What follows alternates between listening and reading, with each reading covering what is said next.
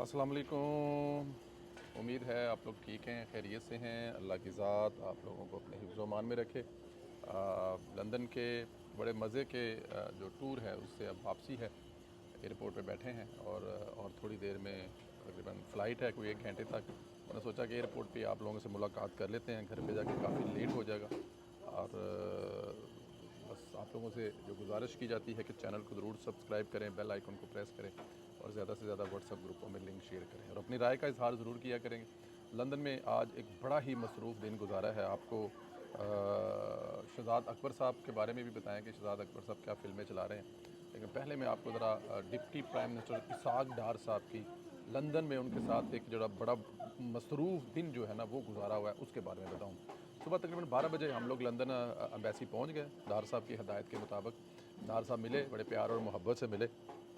उन्होंने जो parliament members हैं यूके में, उनके एक वफ़द से मुलाकात की, जिसमें उन्होंने पाक भारत वाले मामलात पर उनको ब्रीफ़ किया और बहुत सारी दूसरी चीज़ों के बारे में भी ब्रीफ़ किया, जिसमें ये एक बड़ी अहम है क्योंकि इस वक्त जो डिप्लोमेसी चल रही है उस डिप्लोमेसी में आप दूसरे अरकान मुल्कों के जो मेंबर पार्लियामेंट हैं उनको मिलते हैं और मिलकर बताते हैं कि असल इशू है क्या, भारत कहाँ कहाँ पे गलत चीज़ें कर रहा है, भारत कहाँ कहाँ पे मसले मसाइल पैदा कर रहा है और भारत कहाँ कहाँ जो है वो इन चीज़ों को लेकर काफ़ी परेशानियां पैदा कर रहे हैं, अपने लिए भी, दुनिया के लिए भी और नेबरों के लिए भी।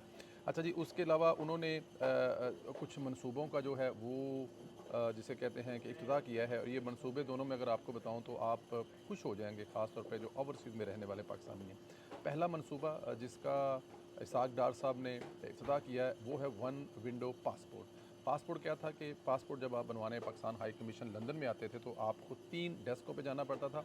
45 मिनट से 30 मिनट से मैं ज़रा नाल फ्लैट का टाइम भी वेख लवां कि ना हो कि मेरा जहाज़ लंघ जाए। खैर अभी है, काफ़ी टाइम है। KLM जो है वो गेट शोन ऑन 1940 अभी है उसमें टाइम। मैंने कहना कि नाल जहाज़ लंघ जाए, तुहाडे गल्लां करदे तो जो विंडो वन विंडो जो पासपोर्ट है, तो अब जब एम्बेसी में जाएंगे तो एक ही विंडो पे आप जाएंगे नंबर लेकर, उसी विंडो पे आपका पासपोर्ट अप्लाई हो जाएगा। ये जो 45 मिनट वाला सफ़र है total, if the all document is incorrect, आपका पासपोर्ट का प्रोसेस 10 मिनट में मुकम्मल हो जाएगा। तो ये जो पाकिस्तानियों को आना पड़ता था और फिर एक लंबी लाइन लगाकर एक जगह, दूसरी जगह, तीसरी जगह, अब वो परेशानी नहीं उठानी पड़ेगी, बल्कि एक ही जगह पे जो है वो पासपोर्ट जो है वो मसला हल कर लिया जाएगा। एक दूसरा जो मोफ़ा जो वज़ारत ख़ारजा है और उसने और Pakistan embassy Pakistan high commission जो है उन्होंने एक बहुत ही मैं कह रहा हूँ कि अच्छा वो है, वो सिर्फ पंजाब के लिए, ये जो पंजाब जो लैंड रेवेन्यू अथॉरिटी है, क्योंकि ये पूरे पाकिस्तान में अगर किसी भी अथॉरिटी का रिकॉर्ड सारा ऑनलाइन है तो वो सिर्फ पंजाब का है, क्योंकि ये आपको ये याद होगा शहबाज शरीफ साहब जो अपने 10 साल दौरे हुकूमत में ये काम करके गए थे, जिसकी वजह से पंजाब का जितना भी लैंड का रिकॉर्ड है वो ऑनलाइन है। अब लंदन में बैठकर पाकिस्तान में आप अपनी प्रॉपर्टी बेच भी सकते हैं और बाय भी कर सकते हैं, कि अगर आप दोनों यहाँ पर बैठे हैं, एक पाकिस्तान में बैठा है, एक यहाँ पर बैठा हुआ है, तो ये अथॉरिटीज़ जो हैं ये आपकी मदद करेंगी और उसके लिए आप एम्बेसी आ सकते हैं। आपका और अच्छा मज़े की बात है कि आपको हमेशा पटवारी के पास जाना पड़ता था, अब आपको पटवारी के पास जाने की ज़रूरत नहीं है। आप लंदन में अपने हाई कमीशन में जाएँ और वहाँ पे अपनी ज़मीनों की फ़र्द ले लें। अब देखें कितनी बड़ी ये सहूलत है जो पाकिस्तान मुस्लिम लीग नून की हुकूमत, ये पहला काम भी शहबाज शरीफ का था और अब ये काम भी पाकिस्तान मुस्लिम लीग नून की हुकूमत से हो रहा है और ये सिर्फ पंजाब में है।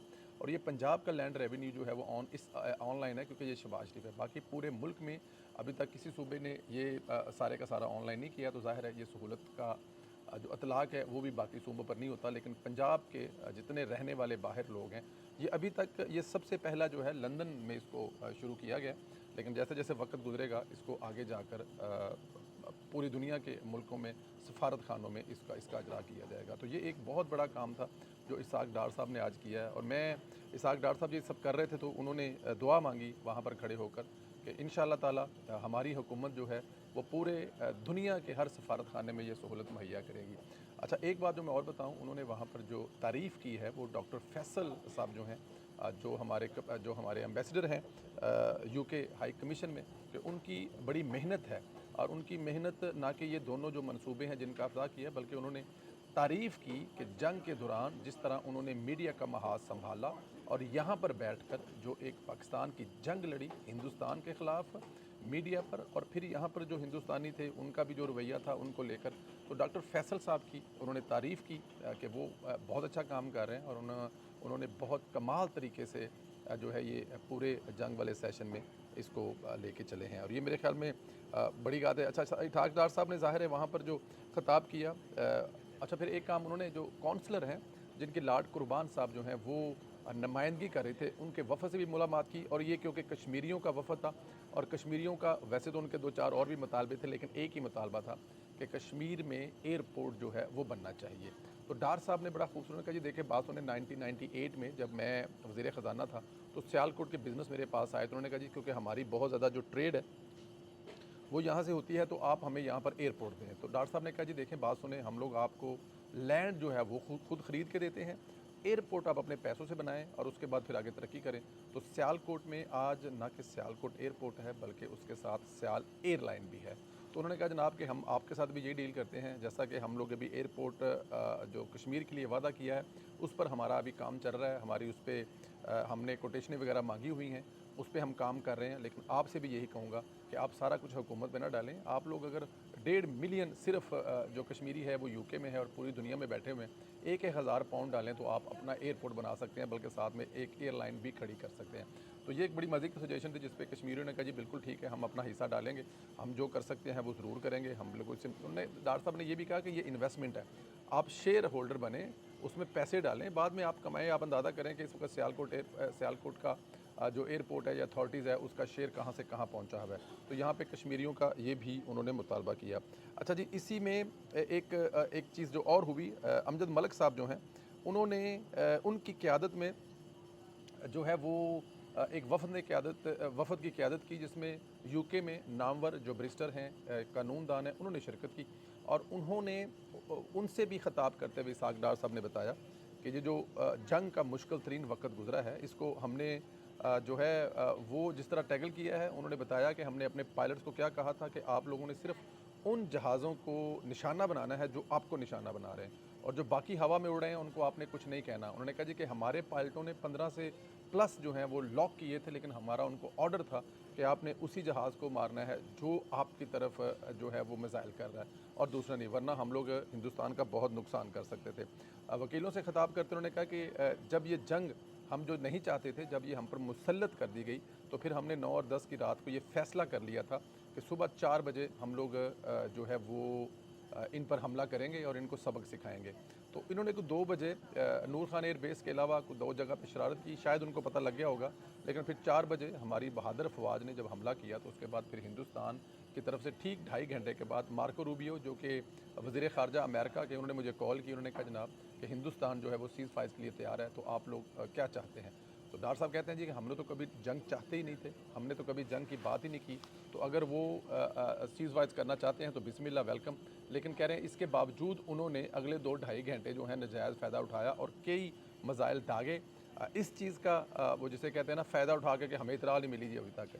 लेकिन खैर 3-4 घंटे के बाद जो उनकी जो लाइनें हैं वहाँ पर आकर सीज़ फायर का बाकायदा तौर पर ऐलान हुआ और उस पर ये मतलब सारी चीज़ें उन्होंने बताई। कश्मीर से उन्होंने कहा जी मैं भी कश्मीरी हूँ और जो कश्मीरी हूँ तो फिर मैं कश्मीर से मुझसे बेहतर और कौन सा लगता है।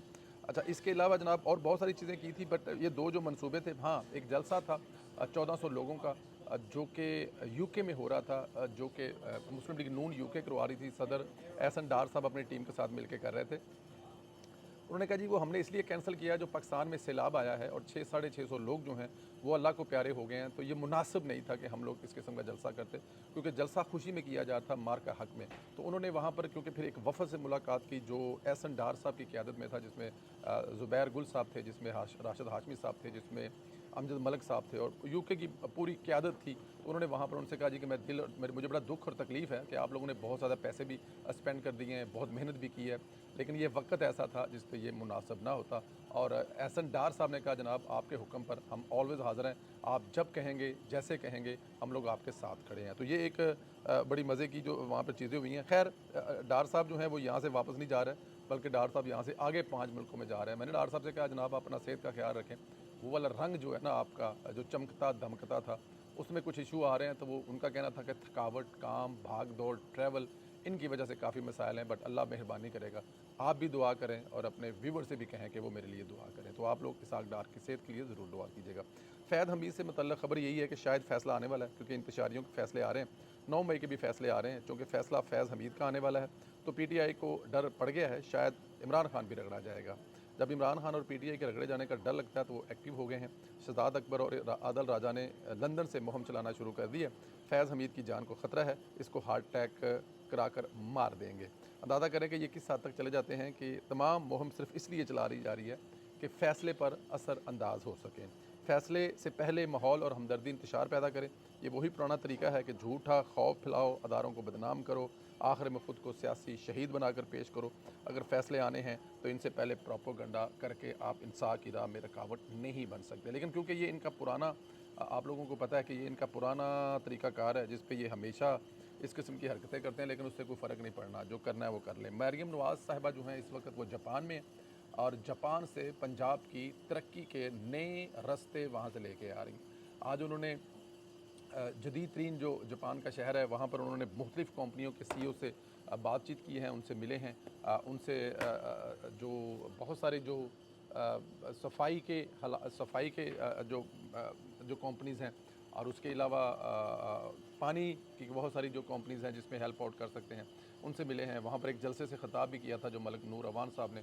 मरियम नवाज़ साहब ने एक बड़ी मज़े की गुफ्तगू करते कहा हुआ है कि मैं जो मेरा जो रास्ता है वो नवाज़ शरीफ कैंसर अस्पताल के सामने से गुजर कर आती हूँ और रोज़ वहाँ से गुजर के आती हूँ, तो मुझे एक आदमी ने मुझे कहा कि हमें ऐसा लगता है कि हम लोग यहाँ रोज़ से गुजरते हैं, अगले दिन आते हैं तो वो अस्पताल और ऊपर होता है, तो लगता है कि इस अस्पताल को कोई जिन बता रहे हैं। और ये इसमें कोई शक भी नहीं है, इसमें कोई शक नहीं है। मरीम नवाज़ इतनी मेहनत कर रही हैं, वो यहाँ पे कंप्लेन की जाती है कि 3.5 साल हमें टाइम क्या मिला, लेकिन मरियम नवाज़ साहब ने 1.5 साल में वो करके दिखाया है जो यहाँ पर 10-10 साल की हुकूमतें भी नहीं करती। तो चचा का जो विज़न है, बाप का जो विज़न लेके चल रही हैं, जापान से बहुत सारी खुशखबरियाँ लेके आ रही हैं और इंशाअल्लाह ताला जब मरियम नवाज़ साहिबा आएँगी और वो खुशखबरियाँ आप तक पहुँचेंगी और अगले 2 साल में इंशाअल्लाह ताला वो खुशखबरियाँ जो हैं प्रैक्टिकल में तब्दील हो जाएंगी। तो फिर जो मेरी बहन है अल्लाह पाक उसको ज़िंदगी से दे, दुआएँ तो उसके लिए ऑलवेज़ है।